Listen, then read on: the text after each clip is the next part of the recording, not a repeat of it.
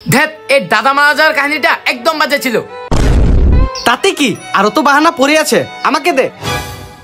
বাবাকে ইমপ্রেসের কাহিনী, প্রথমে একটা গোলাপ নিয়ে বাবার কাছে যেতে হবে, তারপর হাঁটু গেড়ে ফুল নিয়ে বাবার সামনে বসতে হবে, আর তারপরে স্কুলে না যাওয়ার কথা বাবাকে বুঝাতে হবে, বাবাকে ভুজুং বাজুং বুঝিয়ে ভাইয়ের কাছে পাঠাতে হবে। ওই তো ভাইয়া, যাও গিয়ে বুঝাও। ওরা দুইজন আজকে স্কুলে যাবে না, ওদের দুইজনকে যেন কিছু বলিস না। ঠিক আছে বাবা, কিছু বলবো না।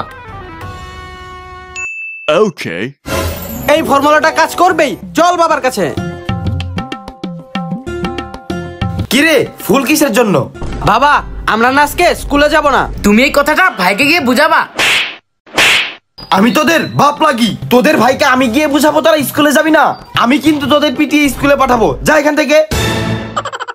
এই বইটা দিয়ে আমাদের আর কোনো কাজ হচ্ছে না, চল আমরাই গিয়ে ভাইকে বোঝাবো। ভাইয়া, তুমি আজকে আমাদেরকে যতই বকো, আজকে আমরা স্কুলে যাব না। এই নে।